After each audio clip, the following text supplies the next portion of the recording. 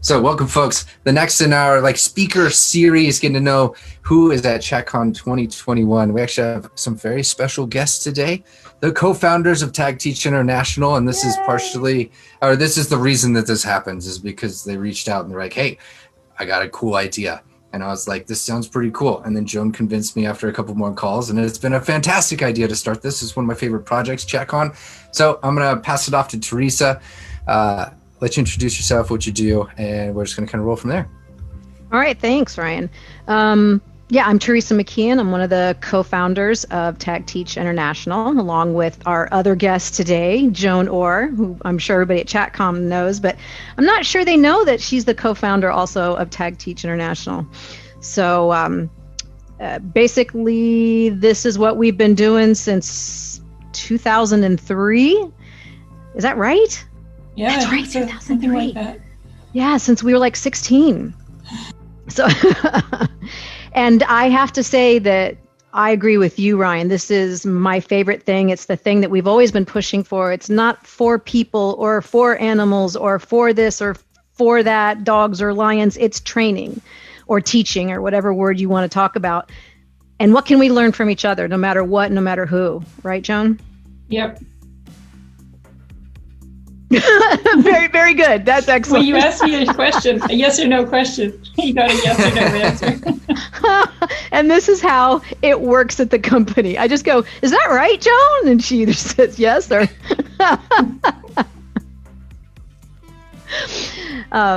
But I think, Ryan, one of the things that we were talking about was kind of how we met, which was this brand new thing called the internet. Yeah, I actually don't even know the story. So how did the two of you meet? Go ahead, Joan. Well, it was through the internet and through Karen Pryor. So Theresa had posted something on a listserv. A lot of people don't even know what that is, but way back in the day. Theresa posted on a listserv about something clicker training, using a clicker with her gymnastic athletes after she had been doing clicker training with her horse. And then I independently up in Canada had thought, wow, this clicker training thing is amazing. I think it will work really well with Special Olympics gymnastic athletes. So I asked Karen, I just sent her an email. I didn't even know her at that time. Sent her an email and said, "Do you know anybody that's doing clicker training with gymnastics?" She said, "Yeah, I saw something on a listserv." And she gave me Teresa's name, and I just contacted her out of the blue, and she's like, "Yeah, let's do this thing." So a month later, I flew up to Canada and just went, "Hey, Joan, I'm Theresa." Yeah. She brought her 14-year-old daughter to another country to a stranger's house after meeting on the internet. What year was this? Yeah, that was 2002. Yeah, probably. 2002.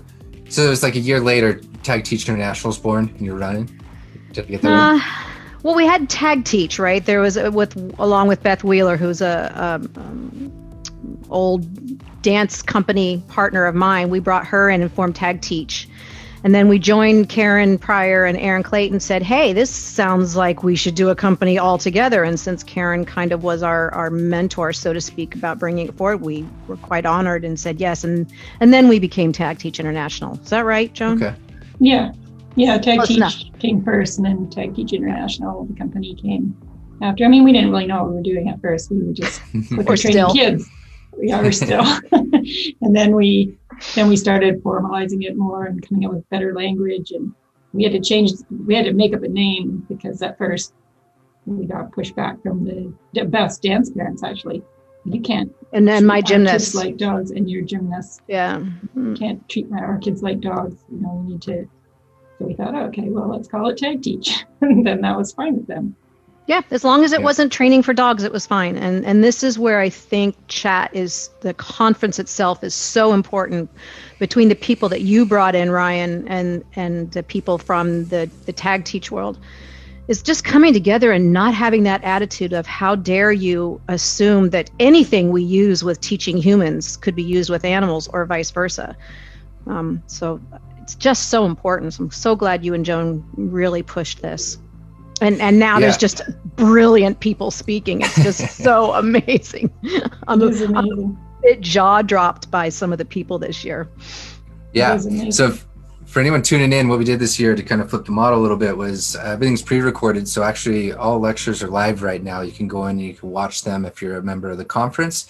And then we're using the time June 25th, 26th to actually jump into Q&A, bring more of the networking effects back in, and the discussion part back in since we're virtual. And my understanding, if this is right, Theresa, is you've been doing interviews to try to formulate what you're going to do there, right? Yeah, I decided that what I knew I had already presented on the last couple of years, and I wanted to know what everybody else thought. So, for example, this morning I had an interview with a company out of Japan.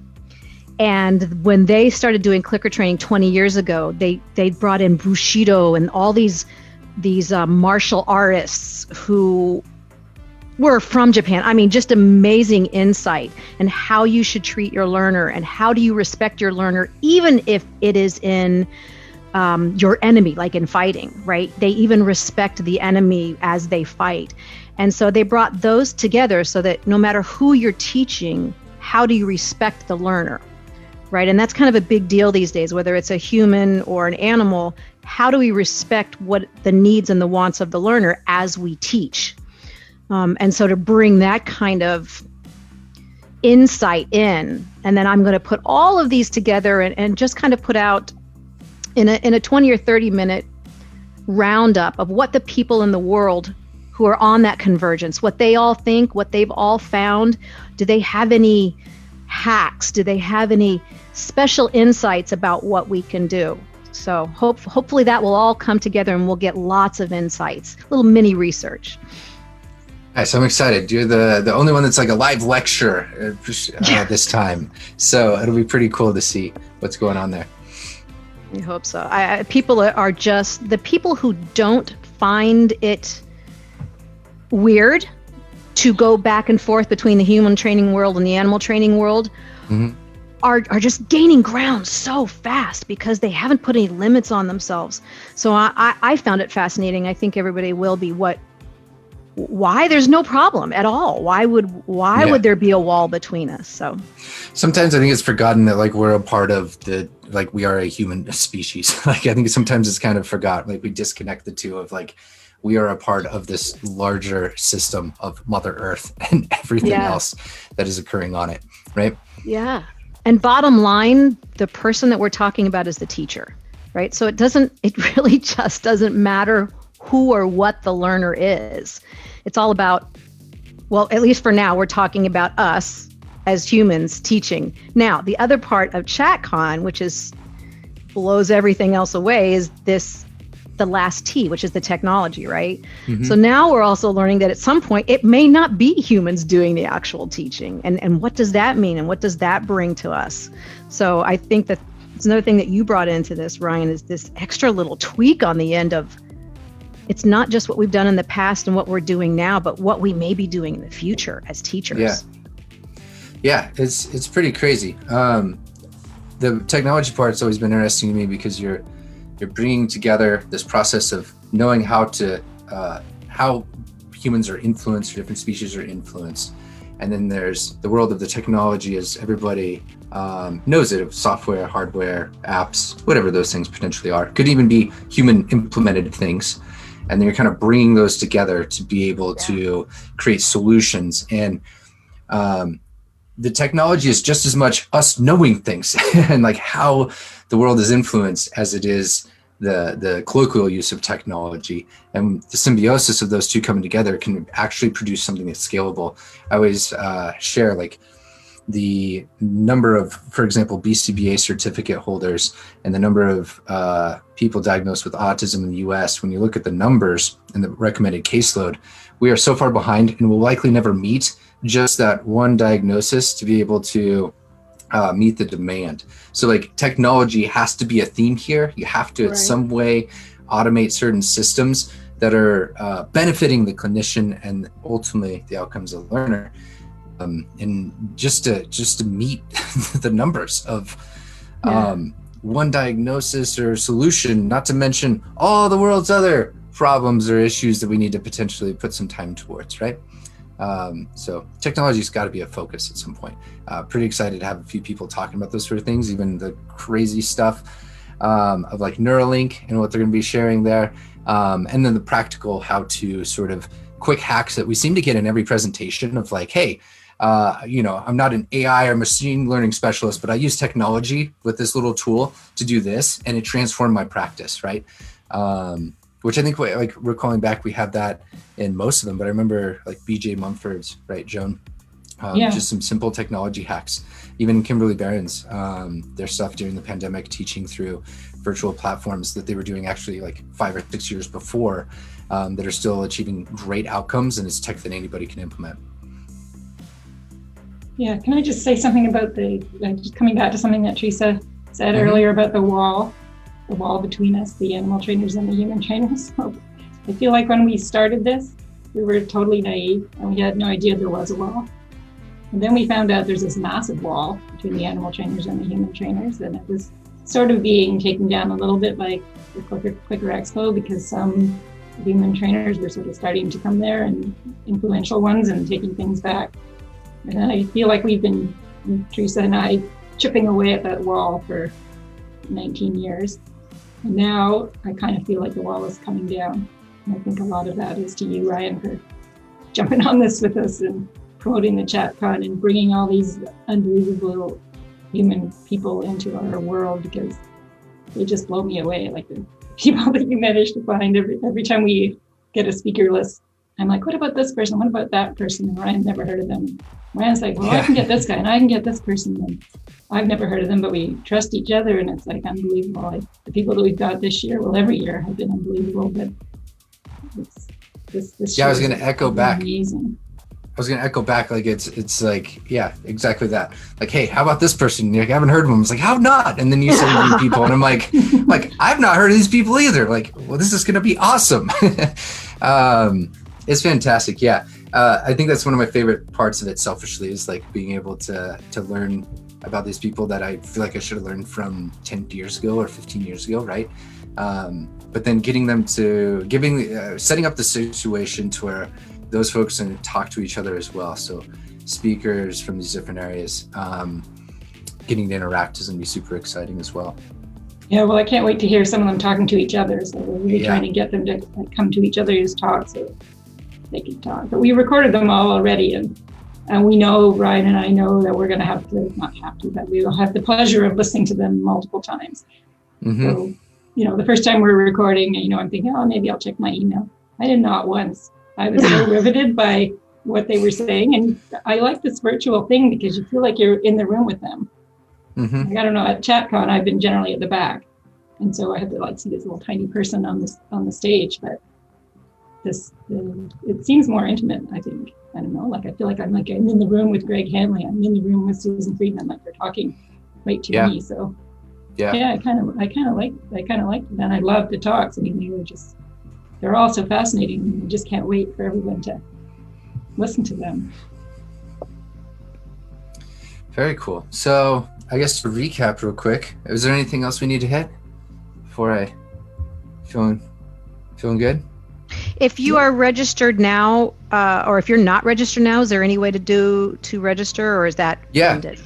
So registration's open, correct me if I'm wrong, but I think all the way up until the week of, to be able to hop in there.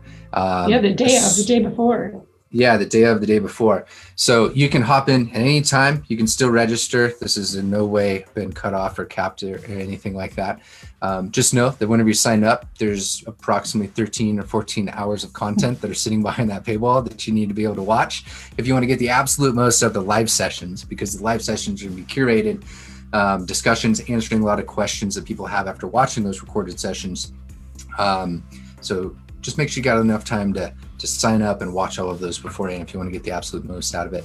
But the recordings are back there. You can watch on your own time. We're actually doing watch parties as well. So there's one every Monday, Wednesday, Friday, generally speaking, for the month of May, where we're just hopping on virtually, watching one of the lectures and having the opportunity to kind of chat for 15, 20, 30 minutes afterwards with anybody else that's an attendee that's watching those. So our next one's tomorrow. I don't know the topic, but it'll be posted soon on social and which one we're watching. That's kind of how it's going. And it's like amazing content. I know I'm so biased, but like this is our favorite people that we can reach out to. I will say that there's other favorites that have been at other session or past years at CHATTcon, and there's others that haven't yet been on yet. So it's just not like the definitive list, but every year is like adding more people of our favorite folks that are on there that are doing just amazing stuff. And there are lots of CEUs, is that correct also? Mm-hmm. Yeah, so our BACB, we've posted 14 CEUs. I don't know exactly 15, on the other ones. right? Yeah. 15. We've advertised 14. We're gonna be able to deliver 15. Wow. That's tough to get. Yeah. So you can snag, what is that? I think roughly half of your research cycle at this one event. And then, Joan, I don't know the specifics of the other ones. Yeah, for the animal trainers, it's going to be 13. So we got approval from IATCB already, KPA, and we're waiting for the CCPD-DT and the IABC still, but we expect to get them. We've got them for the last 2 conferences. So yeah, that should be another 13 or so for the animal trainers. Cool. Yeah, all of that info is on chatcon.com. We keep it all updated there. Awesome. So, well, cool. I'm excited. So I can't wait to see all the presentations. Thank you both, Joan and Ryan, for putting it together. It's awesome. Super stoked to have people like yourself. And I didn't mention this at the top of it, but thank you again for forming the like 3 pillars of CHATTcon, because we were confused on that, and you kind of brought together in your first talk, right? Said, the convergence of human and animal Yeah. Because we were so fast. You made fun of us and yelled at us in front of everybody on the stage. Yeah, because we were so fast that we were so fast that we didn't really have a name for the thing. It was just like, put it together, go. And you're like, what are we calling this? Yeah. I'll post that video right after this so everyone can see. Oh, no, that's how you came up with the name. All right. Well, thank you guys, and we'll talk to everybody soon, or see you on either the watch parties or the 25th and 26th, where we're actually going to answer questions as well, all the speakers. Cool. All right. Awesome. Thanks, y'all.